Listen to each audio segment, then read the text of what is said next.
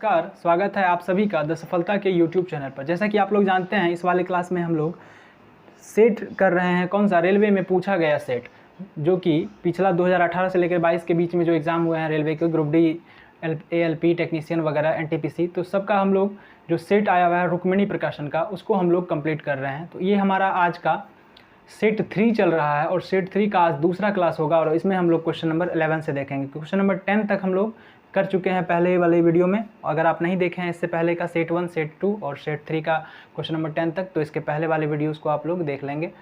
और आज हम लोग स्टार्ट करेंगे क्वेश्चन नंबर 11 से, ठीक है।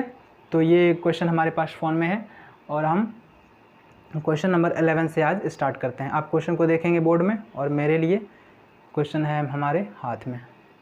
देखिए क्वेश्चन नंबर 11 क्या कहता है कि एक ग्राफ तालिका दिया गया है, उसमें बोला है कि भौतिक विज्ञान, रसायन विज्ञान, जीव विज्ञान, अंग्रेजी और हिंदी में उत्तीर्ण लड़कों की संख्या को दर्शाता है। तो क्वेश्चन इसमें दिया गया है कि भौतिक विज्ञान, रसायन विज्ञान और जीव विज्ञान में उत्तीर्ण होने वाली लड़कियों का क्रमशः अनुपात कितना है। सिर्फ लड़कियों का देखना है। तो देखिए इस ग्राफ को देखिए, इसमें लड़कियों का, लड़कों को छोड़ दीजिए, सिर्फ लड़की का और किसका किसका सब्जेक्ट क्या क्या है। तो फिजिक्स, केमिस्ट्री, बायोलॉजी, भौतिक विज्ञान, रसायन विज्ञान और जीव विज्ञान है। तो देखिए फिजिक्स अनुपात केमिस्ट्री अनुपात बायोलॉजी, किसका? सिर्फ लड़की का, लड़का वाला छोड़ दीजिए, गर्ल्स का। तो लड़कियां कितनी हैं इसमें? 135 अनुपात केमिस्ट्री में कितनी है? 195 और बायोलॉजी में कितनी है? 165, 165। काट दीजिए इसको, ये सब जो है आपका बचती है 15 से कट रहा है। 15 नाम 135, 15 एका 15, 4 पर 9, 5, 15 तिया 45 और 15 एका 15, 15 एका 15। तो 9:13:11, यही आपका आंसर हो गया। एकदम कॉमन सा क्वेश्चन था, छोटा सा क्वेश्चन था। ऑप्शन नंबर ए इसका राइट आंसर हो जाएगा, ऑप्शन नंबर ए, ठीक है। ये ग्राफ था सिर्फ देखने में बड़ा, बट क्वेश्चन बहुत ही ईजी था, बहुत ही हल्का था। क्वेश्चन नंबर 12 क्या कहता है? 18.5 सेंटीमीटर और 12.5 सेंटीमीटर गुना 10 सेंटीमीटर द्रव्यमान वाले एक घनाभ सभी तरफ से पेंट किए जाते हैं। देखिए घनाभ को चारों तरफ से पेंट किया गया है, बाहर की तरफ से, तो इसका मतलब है कि घनाभ का संपूर्ण पृष्ठीय क्षेत्रफल को किया गया है पेंट। तो घनाभ का जो संपूर्ण पृष्ठीय क्षेत्रफल होता है उसका फॉर्मूला होता है 2 × LB + BH + LH, 2 × LB + BH + LH। तो यहाँ पर सबका मान रख देते हैं, 2 गुना L कितना है आपका? 18.5 गुना B कितना है आपका? 12.5 प्लस B कितना है? 12.5 गुना 10 प्लस L कितना है? 18.5 गुना 10, H है इसका कितना? 10, ठीक है। अब इसको कर लेते हैं गुना, 2 गुना, इसको जब आपस में गुना करेंगे आप तो इसका मान होगा 231.25। आप गुना कर लेंगे, इसको गुना करने पे 231.25 होगा, प्लस 12.5 को 10 से गुना कीजिए 125, 18.5 को 10 से गुना कीजिए 185 और इस सब को अब क्या करते हैं? जोड़ लेते हैं, 2 गुना, अच्छा इसको ब्रैकेट को हटा ही लेते हैं, 0.25 इधर रह जाएगा। अब जोड़ते हैं, 5 5 10, 1 11 का 1 हासिल रहा 1, 8 2 10, 3 13 और 1 14 और 2 1 3 1 4 1 5, 541.25 गुना 2 बराबर 541, यानी 1082.50 आंसर हो जाएगा इतना। समझे बात को? तो आपका कौन सा ऑप्शन है? 1082.5 ऑप्शन नंबर सी में है, तो आपका राइट आंसर हो गया ऑप्शन नंबर सी, ठीक है। अब क्वेश्चन नंबर करेंगे 13 नंबर क्वेश्चन करेंगे। क्या कहता है क्वेश्चन को पढ़िए आप तब तक। प्रत्येक 14 सेंटीमीटर भुजा वाले एक समबाहु त्रिभुज का क्षेत्रफल ज्ञात कीजिए। देखिए समबाहु त्रिभुज का मतलब है कि जिसकी सभी भुजाएं बराबर होती है और सभी भुजा का यहाँ पे माप दिया गया है कितना? 14 सेंटीमीटर। ये भी 14, ये भी 14 और यह भी 14। तो समबाहु त्रिभुज का जो क्षेत्रफल होता है उसका फॉर्मूला होता है √3/4 भुजा स्क्वायर, यही होता है फॉर्मूला। तो √3 3/4 इंटू भुजा स्क्वायर, 14 का स्क्वायर 196 होता है। 4 से काट दीजिए इसको, 4 चौके 16, 17 18 19, 3 पर 6, 4 9 में 36, यानी 49√3। 49√3 जो है आपका क्या हो गया, सही आंसर हो गया। तो 49√3 कितना नंबर ऑप्शन में है, सी नंबर में, ठीक है, सी नंबर में है आपका 49√3। तो ये हो गया आपका क्वेश्चन नंबर 13। क्वेश्चन नंबर 14 पर चलते हैं, 14th नंबर क्वेश्चन। पढ़िए क्वेश्चन को क्या कहता है कि दो संख्याओं का महत्तम समापवर्तक यानी HCF 7 है, उनका लघुत्तम समापवर्तक इतना है यदि उनमें एक संख्या 14 है तो दूसरी संख्या। देखिए ये बड़ा ही आसान सवाल है LCM HCF का, कि दो संख्याओं का गुणनफल उसी दो संख्या के LCM और HCF के गुणनफल के बराबर होता है। यानी कि पहली संख्या कुछ है, दूसरी संख्या कुछ है, इन दोनों का गुणनफल जो है यही दोनों संख्या के LCM और HCF के गुणनफल के बराबर होता है। तो इसमें पहली संख्या एगो दे दिया गया है क्या, 14 गुना, दूसरी संख्या नहीं मालूम है, रहने देते हैं। LCM का मान कितना है, 434 और HCF का मान है 7। 434 और HCF का मान है 7। ये 7 इसको काटा 2 बार में, ये 2 इसको काटेगा, 2 दूनी 4, 2 1 2 2 7 14, 217। तो दूसरा का नंबर क्या निकला, 217, और यही आपका आंसर हो गया। ऑप्शन नंबर सी में है 217, ठीक है। अब चलिए क्वेश्चन नंबर कितना है, 15 नंबर क्वेश्चन है। 15 नंबर क्वेश्चन क्या कहता है कि एक दुकानदार किसी पुस्तक को 14% की हानि पर बेचता है।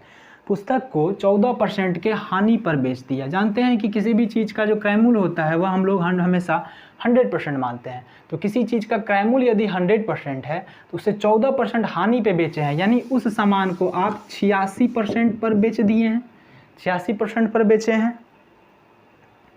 यदि विक्रय मूल्य 100 में की वृद्धि होती है तो उसे 6% का लाभ होता है। लेकिन यदि वह उसको जितना में बेचा था उतना में नहीं बेच करके उससे 100% ज़्यादा में बेचता तो उसको 6% का लाभ होता है। यानी क्रय मूल्य अगर 100 था % तो टोटल अब वह इस बार 106% में बेचा है, तभी तो 6% का लाभ हुआ, तो 106% हो जाता है, ठीक है। और इसके बीच में कितना रुपया का अंतर हो गया, 100 रुपया का। 100 रुपया ज़्यादा में बेचता तब इसको 6% का लाभ होता है, यानी 106% में बेचता। प्रतिशत में देखिए कितना का अंतर, तो ये हो गया 86, ये 4 90 10 14% और इधर 6% यानी 20%। परसेंट में 20% का अंतर और रुपया में 100% का अंतर। यानी कि यदि 20% बराबर 100 है तो 100% बराबर कितना, तो 20 गुना 5 किए तो इसका भी 100 गुना 5 कर देंगे यानी 500। क्रय मूल्य क्या होता है 100%, यानी इसका क्रय मूल्य कितना होगा 500 रुपया होगा, ठीक है। तो ऑप्शन नंबर ए में ही 500 रुपया है, तो राइट आंसर आपका क्या हो गया, ऑप्शन नंबर ए। ये क्वेश्चन नंबर 15 हो गया। अब देखते हैं क्वेश्चन नंबर 16 को। 16 नंबर क्वेश्चन को देखेंगे बोर्ड पर। क्या कहता है कि नीचे दिए गए आकृति में रेखा एल एम के समानांतर है तो 2x + y का मान ज्ञात कीजिए। देखिए एक फिगर यहाँ पर बना हुआ है, हम इधर ड्रॉ कर लेते हैं इसको। तो इस तरह का फिगर है आपका, ये दो समानांतर रेखा है, एक L है और एक M है। दो समानांतर रेखा एक L है और एक M है, और इसको एक तिर्यक रेखा यहाँ से काटती है, ये आपका L है, ये M है, और एक तिर्यक रेखा इसको इस तरफ से काटती है। और यहाँ पर कुछ एंगल दिया गया है, ये वाले एंगल का मान है x और ये वाले एंगल का मान है 105 डिग्री। इसका मान है आपका 60 डिग्री 60 डिग्री, और इसका मान है y। तो आपको निकालना क्या है, 2x + y = what। 2x + y का वैल्यू आपको निकालना है। देखिए ऐसे प्रश्नों को हम लोग कैसे सॉल्व करते हैं कि ये दोनों जो समानांतर रेखा है, जब उसको कोई एक तिर्यक छेदी रेखा काटती है तो इसके द्वारा बने अंतःकोण समान होते हैं। अंतःकोण समान होने का कहने का मतलब है कि ये वाला कोण और ये वाला कोण, मतलब ये रेखा इधर से L समानांतर और M समानांतर है, इसको यदि ये तिर्यक रेखा काटता है तो संगत कोण, ये दोनों संगत कोण जो है वह बराबर होगा। जैसे ये वाला कोण और ये वाला कोण, इन दोनों को संगत कोण कहते हैं, जो एक जैसा है। ये दोनों का मान क्या होता है, बराबर होता है। तो उस तरह से यदि यह 105 डिग्री है तो यह भी क्या होगा, 105 डिग्री होगा, है गया। अच्छा, आप जानते हैं किसी एक सीधी रेखा पर बना हुआ कोण 180 डिग्री का होता है। तो अगर यह 105 डिग्री है तो यह x बराबर कितना होगा, 75 डिग्री। तभी तो यह आपका होगा 180 डिग्री दोनों को जोड़ने पर। तो ये आपका x का वैल्यू निकल गया कितना, 75 डिग्री। अच्छा, इसमें एक और बात क्या होता है कि अगर कोई समानांतर रेखा दो ठो है, उसको कोई तिर्यक छेदी रेखा काटती है इस तरह से, तो ये जो आपका आमने सामने का कोण होता है, यह कोण आपका समान होता है। तो यह कोण अगर 60 डिग्री है तो ये वाला कोण भी कितना डिग्री होगा, 60 डिग्री होगा। ठीक है, यह कोण अगर 60 डिग्री है तो ये वाला कोण भी आपका कितना होगा, 60 डिग्री होगा। ठीक है, अगर यह कोण 60 डिग्री है तो इसके ऊपर वाला कोण कितना होगा, 120 डिग्री होगा। तभी तो 120 और 60 मिलकर के 180 डिग्री होगा। और अगर यह कोण आपका 120 डिग्री है तो यह भी 120 डिग्री होगा, क्योंकि अभी तुरंत बताए हैं कि दो समांतर रेखा को कोई तिर्यक रेखा काटे तो संगत कोण बराबर होते हैं। तो इस तरह से बना हुआ ये और ये दोनों संगत कोण है तो मान बराबर होता है। तो y बराबर कितना निकला, 120 डिग्री। अब वैल्यू निकाल लीजिए, 2 गुना x का मान 75, यानी कि 2 गुना 75 डिग्री प्लस y का मान 120 डिग्री बराबर 2 गुना 75 150 प्लस 120 बराबर 270 डिग्री, आंसर 270 डिग्री। तो कौन सा ऑप्शन हो गया, ऑप्शन नंबर ए हो गया आपका राइट आंसर, 270 डिग्री। तो उम्मीद है कि आप इसको समझ लिए होंगे अच्छे से। अब क्वेश्चन नंबर 17 करते हैं। क्वेश्चन आप पढ़ेंगे बोर्ड पर और मेरे पास क्वेश्चन मेरे फ़ोन में है। क्वेश्चन नंबर 17 नंबर क्वेश्चन क्या कहता है कि एक व्यक्ति ने 75,000 की धनराशि 7.5% वार्षिक साधारण ब्याज की दर से 6 वर्ष के लिए निवेश की। एक व्यक्ति ने 75,000 की धनराशि 7.5% वार्षिक साधारण ब्याज की दर से 6 वर्ष के लिए निवेश की। देखिए रेट जो है वह कितना है, 7.5% है और टाइम जो है वह कितना है, 6 वर्ष के लिए निवेश किया है। साधारण ब्याज पर किया है तो 6 वर्ष का ब्याज निकाल लेते हैं, कितना परसेंट हुआ। तो 7 दूनी 14, 15/2% हुआ 1 साल का। और 6 साल का करेंगे तो कितना हो जाएगा, गुना 6, 2 से काटते हैं 3 बार में 15 तिया 45%, यानी कि 6 साल में टोटल जो ब्याज आया है, टोटल जो इंटरेस्ट आया है वह 45% आया है। तो आपसे पूछा है कि 6 वर्ष बाद उससे प्राप्त होने वाला मिश्रधन कितना होगा। मिश्रधन जो होता है वह मूलधन प्लस ब्याज होता है। कोई भी मूलधन को हम लोग क्या मानते हैं, हमेशा 100%।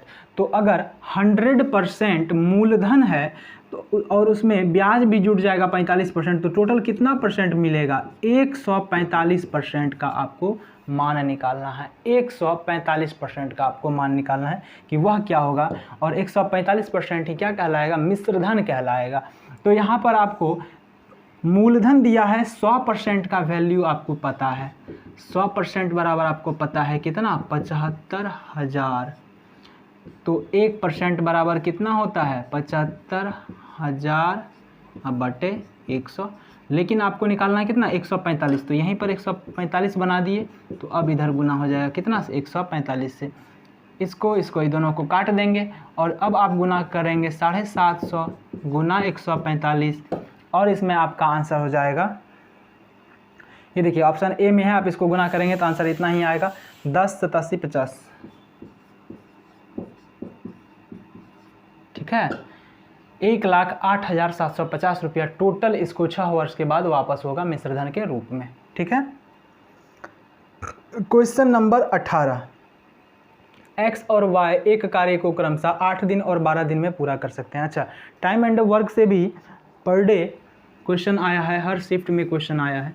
तो टाइम एंड वर्क को अच्छे से रिवीजन करना होगा रेलवे के लिए आपको। ठीक है, देखिए क्या कहता है कि x और y एक कार्य को 8 दिन और 12 दिन में पूरा कर सकते हैं।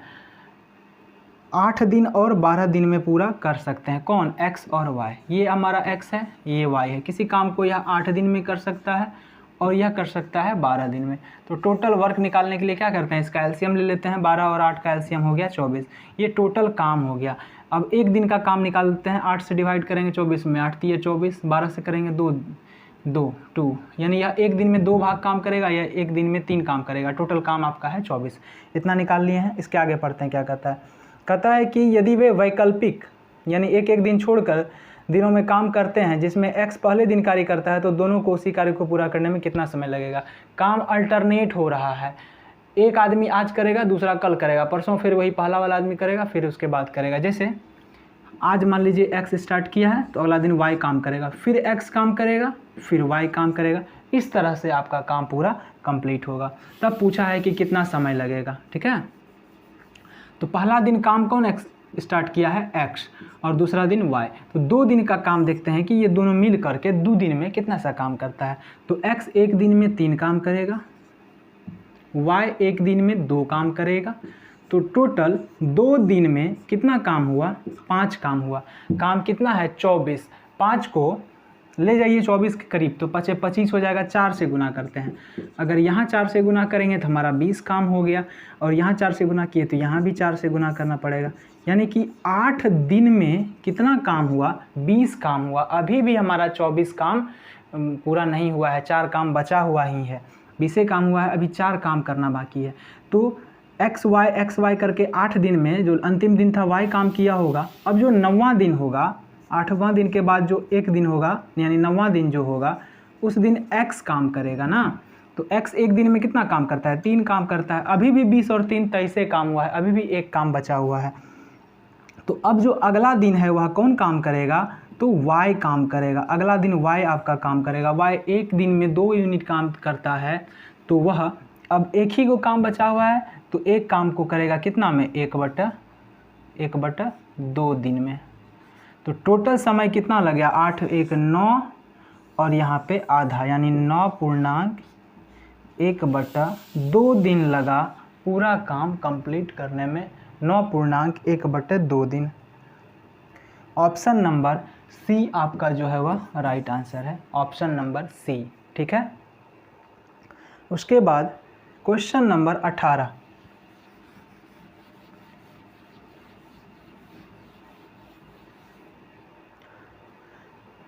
नंबर क्वेश्चन, x और y एक कार्य को क्रमशः 8 दिन और 12 दिन में पूरा कर सकते हैं। अच्छा ये तो हो गया। 19 नंबर, सॉरी। एक व्यक्ति 3 घंटे में 80 किलोमीटर की यात्रा तय करता है, वह आगे और 2 घंटे की यात्रा करता है यदि पूरी यात्रा के लिए उसका औसत चाल 30 किलोमीटर प्रति घंटा है। देखिए 19 नंबर, एक व्यक्ति जो है 3 घंटा जो चलता है वह, तो कितना दूरी तय करता है, 80 किलोमीटर। 3 घंटा में 80 किलोमीटर, इसके बाद भी यह 2 घंटा चलता है, और इसमें यह कितना दूरी तय करता है वह बात नहीं दिया गया है। मान लेते हैं इस बीच में वह x किलोमीटर चला। टोटल जो है वह कितना टाइम तक चला है, 5 घंटा तक चला है। और इस 5 घंटा में जो वह चला है उसका एवरेज चाल दे दिया है। एवरेज चाल आपका दिया है कितना, 50 किलोमीटर प्रति घंटा। 50 किलोमीटर प्रति घंटा, यह क्या है, इसका एवरेज स्पीड है। यानी कि 1 घंटा में 50 किलोमीटर के स्पीड से चला है। टोटल 5 घंटा चला है, तो इन दोनों को यदि गुना कर दें तो हमको टोटल डिस्टेंस पता चल जाएगा कि कितना यह कवर किया है, टोटल डिस्टेंस। तो टोटल डिस्टेंस बराबर 50 गुना 5 कर देंगे, यानी यह टोटल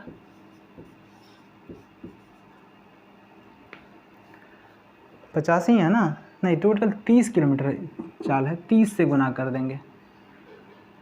30 से गुना कर देंगे तो 150 किलोमीटर। 150 किलोमीटर यह टोटल चला है। तो 80 किलोमीटर पहला 3 घंटा में चला है, तो बाकी का दूसरा का जो 2 घंटा चला है उसमें कितना चला होगा, तो 80 और 70 होता है 150। तो 70 किलोमीटर इसका राइट आंसर आपका होगा, क्या, 70 किलोमीटर। ठीक है, उसके बाद क्वेश्चन नंबर 20 नंबर क्वेश्चन।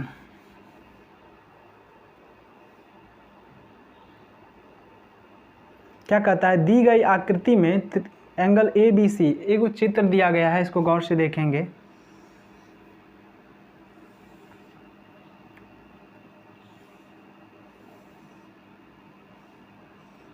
इस तरह का चित्र एक दिया गया है, ठीक है। इसमें क्या बोला है कि ए बी सी, ए है यहाँ, बी है यहाँ, सी है यहाँ और यहाँ पर डी है और एक रेखा ए से बी को मिला दिया गया है, ठीक। बोला है एंगल ए बी सी बराबर angle A B D, A B C यानी ये वाला एंगल बराबर ए बी डी ये वाला एंगल, यानी ये दोनों आपस में बराबर है, ठीक। बी सी बराबर बी डी, ये बी सी इस बी डी के बराबर है। तो त्रिभुज सी ए बी, त्रिभुज सी ए बी यानी सी ए बी ये वाला त्रिभुज कहता है क्या कि किस त्रिभुज के सर्वांग सम है। इस तरह का जो चिन्ह होता है उसको बोलते हैं सर्वांग सम। तो किस त्रिभुज के सर्वांग सम है यह, तो देखिए सी ए बी ये रेखा इसके बराबर, यह कौन इसके बराबर, तो इसका मतलब है कि यह जो त्रिभुज है वह इस त्रिभुज का ही ना सर्वांग सम हुआ। तो त्रिभुज डी ए बी सर्वांग सम है किसका, त्रिभुज डी ए बी का। ऑप्शन नंबर बी इसका राइट आंसर होगा, डी ए बी आंसर कितना होगा, बी नंबर, ठीक है। तो ये था हमारा क्वेश्चन नंबर 20 तक। इस चैप्टर में टोटल 27 क्वेश्चन हैं, इस चैप्टर मतलब इस सेट में। तो बाकी के 7 क्वेश्चन को हम लोग इसके अगले वाले वीडियो में करेंगे, ठीक है। तो आई होप कि आप यहाँ तक अच्छे से समझ गए होंगे। मिलते हैं फिर नेक्स्ट वीडियो में, और फिर उस दिन क्या होगा हमारा ये पूरा सेट कंप्लीट हो जाएगा, सेट 3, ठीक है।